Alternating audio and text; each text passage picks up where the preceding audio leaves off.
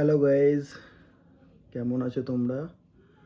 তো আজকে ভিডিও করার মূল উদ্দেশ্য হচ্ছে, তো ফোনে যখন ভিডিওগুলো দেখছি নেপালের, সত্যি খুব খারাপ লাগছে। যখন আমরা সেই হলিউড সিনেমায় যেভাবে দেখতাম যে সমুদ্রের জলগুলো এমনভাবে আছড়ে পড়ছে, পুরো বিল্ডিংগুলো ভেঙে ধসে পড়ে যাচ্ছে, ঠিক সেই রকমই আমরা নেপালের ভিডিওগুলো দেখছি আর মনটা খুব খারাপ হয়ে যাচ্ছে।